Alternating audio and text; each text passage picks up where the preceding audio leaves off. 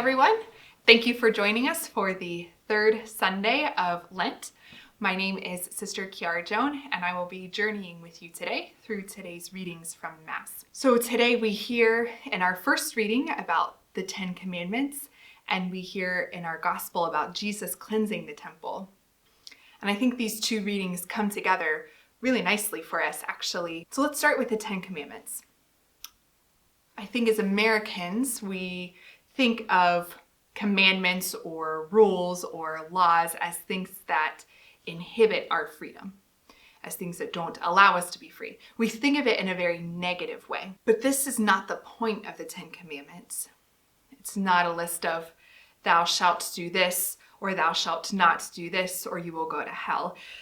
That's not the reason God gave us the Ten Commandments, to have us live in fear and to have our freedom restricted. We read in Deuteronomy that the Ten Commandments are a covenant. And we hear this term a lot, especially in the Old Testament. God makes covenants with various people throughout the Old Testament. So what is a covenant? Just very briefly, let's look at a covenant versus a contract.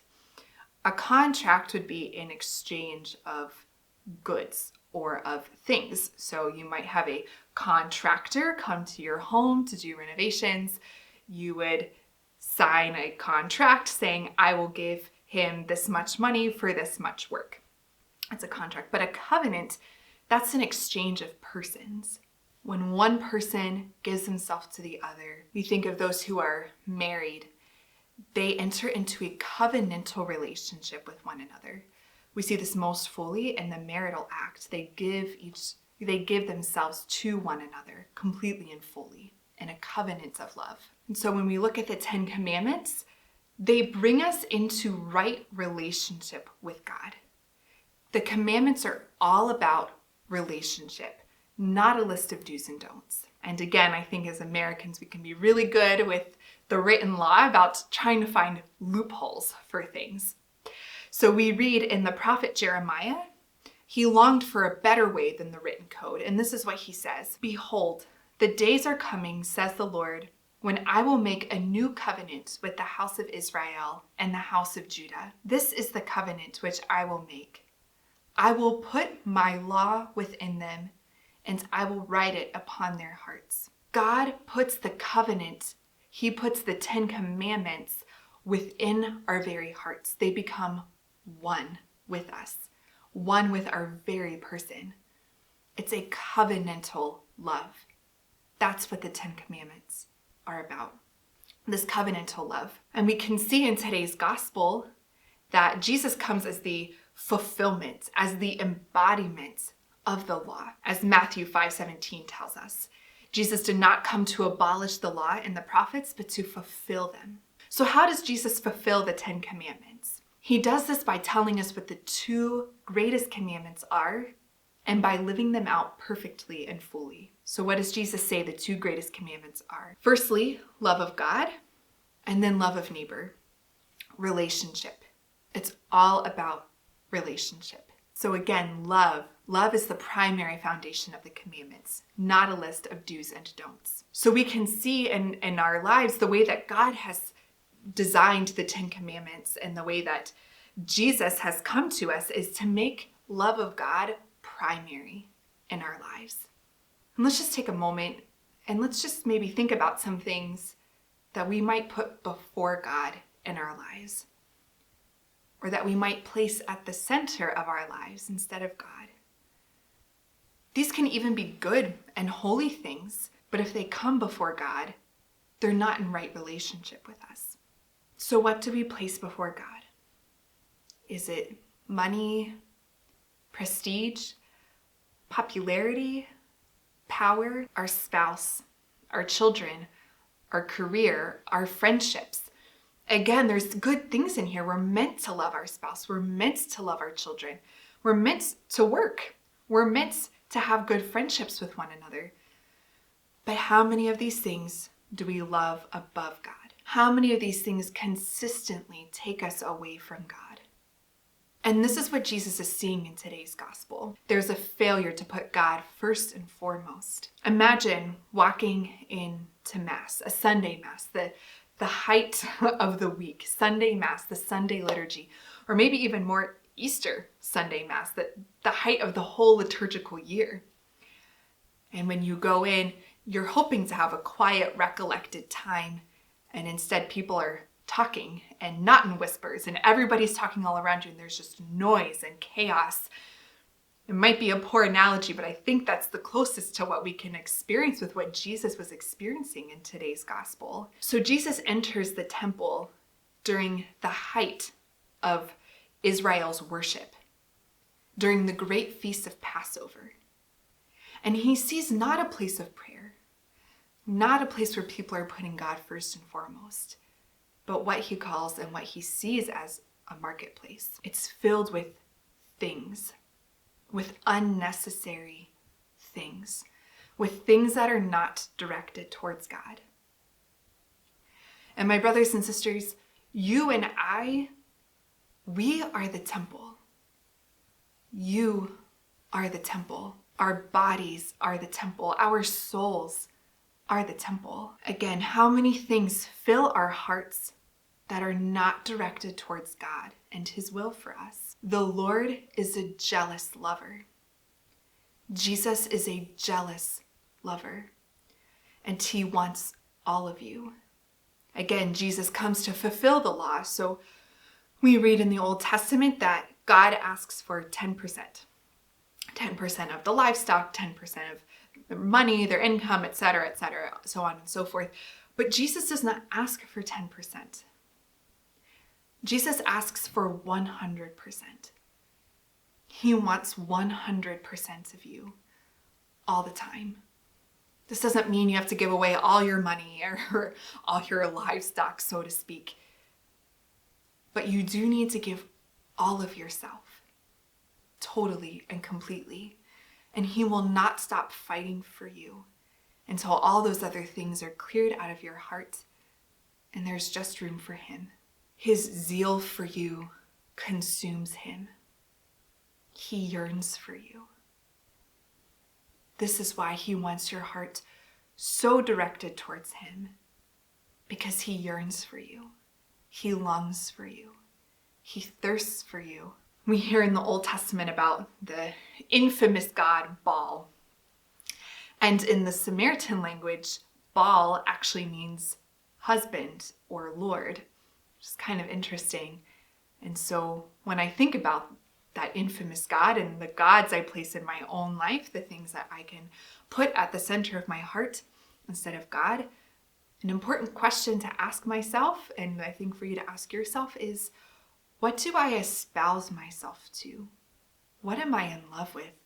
What consumes my thoughts and my attention throughout the day? In my own life, I know the Lord has had to do many strippings, mostly in the area of relationships. I can tend to put people and relationships before God. And again, relationships are good. We're meant to live in communion with one another.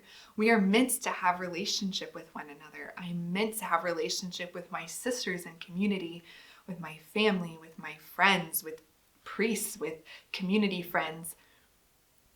But how many of these relationships do I put before God? And the Lord has had to do multiple strippings in my life, and it's always so painful as it's happening. But in the end, I am drawn so much closer to Jesus. I'm united so much more with him on his cross, on his marriage bed, which is the cross. So what are concrete ways for the remainder of this Lent, and hopefully for the remainder of our lives, that we can clean house, so to speak, that we can cleanse the temple of our bodies and fill ourselves with what we are meant to be filled with? So I know we're all living in very particular times right now with the pandemic going on, and so not all of these things might be available to you at the current moment, and that is okay. I'm hoping to give some alternatives that you can do if you can't leave your house to go and receive the sacraments. The first is going to confession. And as Catholics, we are obligated to go to confession during the seasons of Lent and Advent. They're both penitential seasons for us, and we are obligated to go. Now, again, I know some of you probably can't go right now, and that's okay. I think if you just maybe write down your sins, write down where you're contrite, write down the things that get in the way of your relationship with God. And maybe just take some time in prayer. Just be very vulnerable with the Lord. Show him those things. Allow him to forgive and to heal you. And then the next time you're able to go to confession, bring those things forward to the priest in the confessional. I'm also aware that there might be some of you watching this who have had a very painful or scarring experience going to confession, or maybe multiple scarring experiences going to confession. And if that is the case, and if that's what you've experienced, I'm just so sorry. I'm so sorry if that's been your experience. And I really want to encourage you, of course, with the Lord's aid and help, to maybe give it another try. Maybe finding the right priest for you is helpful. I know I see the same priest consistently for confession, and it's been so helpful for me in my life to not have to bounce around or going to somebody I don't know. Having the same person who knows me, who loves me, who's able to help me. And I know confession is just kind of scary. Just at the end of the day, it can be a scary place. It cannot be seen as a place of mercy. There's something that can make us feel dirty about bringing up all our stuff and bringing it up to another person and saying it out loud. And I know a few years ago, I did what's called a general confession. So you look at your whole life. So it's the sins from your whole entire life. And it took well over an hour, 20 some years of sin. That's a lot. And I remember the sisters telling me, oh, when you make your general confession, you are going to feel so spotless and beautiful and clean. And I could not have felt further from that. I felt dirty. I felt gross. I wanted to get out of that room as quickly as I could. And the priest who heard my general confession, he said, "Sister, do you know why God is calling you here today?" And I did not express this aloud, but in my mind, I'm thinking, because I'm a horrible sinner. And he said, God is calling you here today because he is so in love with you, and he wants you to be his spotless bride. That's what confession is. Jesus is so in love with us, and he wants us back in right relationship with him. The next thing we can do is to receive the Eucharist. And again, I know this is not available for all of you right now, or you might not be able to prudently leave your home right now to go to Mass, and that's okay. If you are able to go to Mass, my encouragement would be try to go one other day other than Sunday Mass. This might mean waking up earlier in the morning before you go to work, or going to that late 8:30 p.m. Mass on a Wednesday night when you just want to be home in your pajamas and relaxing, or maybe waking up early on a Saturday morning to go to Mass. Just try to go one other time. If you are not able to leave your home and you're watching Mass virtually, I would encourage you to watch it at least one other day of the week other than Sunday Mass. And we'll put in the description a prayer for a spiritual communion. So that's if you're not able to receive communion, but you would desire to, you would like to, and you're just not able to. So we'll put a prayer for that in the description at the bottom of this video. And the last thing is just to spend 15 extra minutes in prayer. If you have a prayer life, awesome, amazing. Add 15 extra minutes. Or if 15 extra minutes really isn't doable for you, it's like, sister, I already have a hard enough time doing an hour. Maybe just try adding 5 or 10 extra minutes. If you don't have a prayer life, start today. Start with 15 minutes.